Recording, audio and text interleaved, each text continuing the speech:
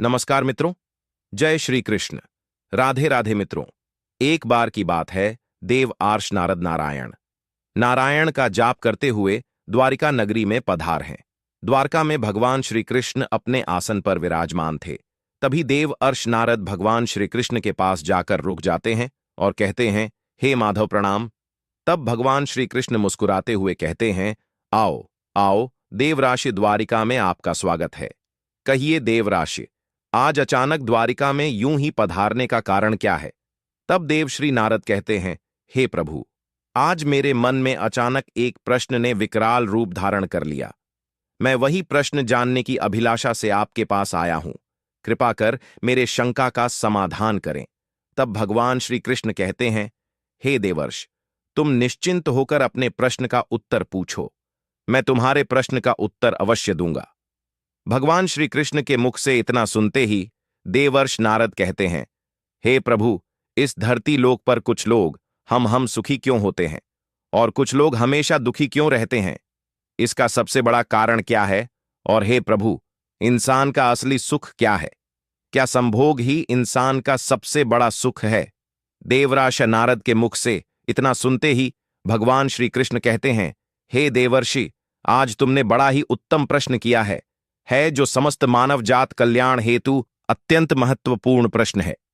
प्रत्येक मनुष्य को यह जानना अति आवश्यक है कि मनुष्य के अंदर एक ऐसी शक्ति होती है जिससे वह चाहे तो क्या नहीं कर सकता।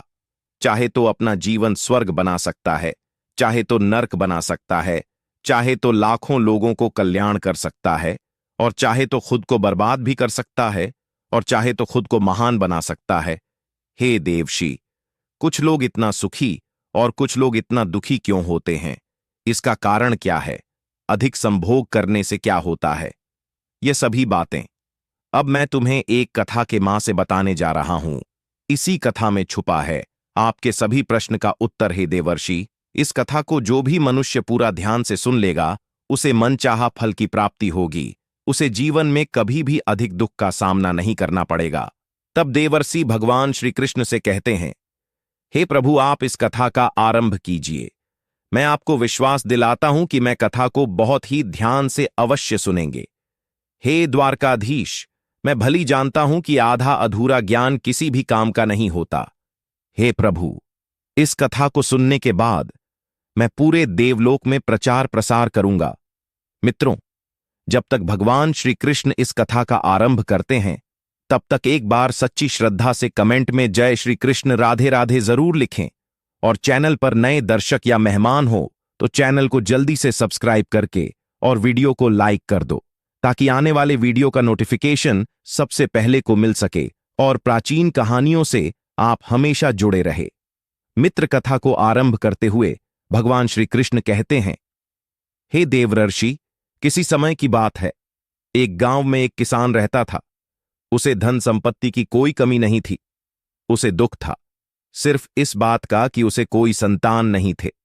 उसी गांव में एक परम तपस्वी और ब्रह्मचारी साधु महाराज अपना प्रवचन कहने आया करते थे। एक दिन किसान की पत्नी साधु महाराज के पास जा पहुंची और, हे महात्मा जी, प्रणाम। तब साधु महाराज कहते हैं, हे पुत्री, तुम्हारा कल्याण हो। साधु महाराज से किसान की पत्नी कहती है, हे महात्मा जी, आप भगवान का कथा करते हैं और भगवान का ध्यान लगाते हैं। क्या आपको भगवान ने कभी कुछ दिया है? मैं भगवान से एक पुत्र मांग रही हूं। अभी तक भगवान ने मुझे नहीं दिया। भगवान किसी को कुछ नहीं देते। बंद करो उनका पूजा पाठ, वो निर्दय है, किसी का कुछ नहीं सुनते। उनके पूजा पाठ करने का क्या मतलब है जब किसी के सुनते नहीं है? हे ढोंगी बाबा, मेरे इस प्रश्न का उत्तर दो। साधु महाराज औरत की बात सुनकर आश्चर्यचकित होते हैं। कहते, इस औरत को पुत्र ना होने का काफी दुख है, इसलिए इसकी बुद्धि काम करना बंद कर दिया है। फिर साधु महाराज उसके दुख का कारण समझते हुए उस औरत को एक कटोरा खीर देते हुए कहते हैं, जाओ, तुम अपने पति के साथ खीर को पी लेना, तुम्हें संतान सुख अवश्य मिलेगा। फिर किसान की पत्नी कहती है, मैं कैसे विश्वास करूं कि मुझे इस खीर से पुत्र की प्राप्ति होगा? मैं कई ऐसी मंदिर पर गई हूं, लेकिन उससे कुछ नहीं हुआ। तब साधु महाराज कहते हैं, अगर तुम्हें संतान सुख प्राप्त नहीं हुआ तो मैं तुम्हारे कहने पूजा पाठ छोड़ दूंगा। साधु के मुख से इतना बात सुनकर किसान की पत्नी को विश्वास होने लगा और अपने घर आकर खीर खाया। किसान की पत्नी कुछ दिन बाद गर्भवती हुई, उसे एक पुत्र हुआ। किसान और किसान की पत्नी अत्यंत प्रसन्न हुए। किसान पुत्र प्राप्ति की खुशी में भंडारा किया, सैकड़ों लोगों को भोजन कराया, साधु को भी भोजन कराया। हे देवर्षि कहते हैं, संतान ना हो तो दुखी हो जाए तो और दुखी। कुछ दिन बाद किसान का बेटा धीरे धीरे बड़ा होने लगा और गलत लोगों का साथ करके ज्वारी बन गया, मदिरापान का सेवन करने लगा। मां बाप का किसान का बेटा अब कुछ सुनता ही नहीं था, संपत्ति बेच बेच शतरंज में हार गया। एक दिन किसान और किसान की पत्नी सोचने लगे कि यह से पुत्र का ना होना ही बेहतर है। देखो किस तरह सारा संपत्ति को कुछ ही दिनों में बर्बाद कर दिया। कितना मेहनत से मैंने कमाया था मित्रों। कथा को आगे बताते हुए भगवान श्री कृष्ण कहते हैं, हे देवशी। फिर किसान और किसान की पत्नी उसी साधु के पास जाते हैं। किसान साधु का प्रणाम करते हुए कहता है, हे महात्मा जी, मैं बर्बाद हो गया। मेरा बेटा हम लोगों नहीं सुनता। कृपया करके आप ही कोई उपाय कीजिए जिसे मेरे बेटे में सुधार हो जाए और सही रास्ता पर लौट आए। आपने ही हम लोगों पर कृपा करके पुत्र प्राप्ति का आशीर्वाद दिया था। आपका आशीर्वाद सफल रहा। किसान की इतनी बात सुनकर संत जी बोलते हैं, हे पुत्र, मैं कोई ना कोई उपाय अवश्य करूंगा। बस तुम्हें मेरे बताए अनुसार कुछ कार्य करना होगा। तब किसान कहता है, महाराज जी, आप जैसा कहेंगे मैं वैसा ही करूंगा, लेकिन मेरा पुत्र सुधर जाना चाहिए। जिस तरह उसकी इस समय हालात है, देखकर मुझे कभी कभी एहसास होता है कि यह से संतान से बगैर संतान ही भला। मित्रों, कथा को आगे बताते हुए भगवान श्री कृष्ण कहते हैं, हे देवाशी।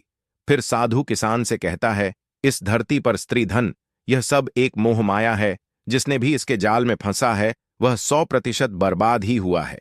बड़े से बड़े राजा भी स्त्री सुख, काम भोग का सुख के चक्कर में खुद को नष्ट कर लिए हैं।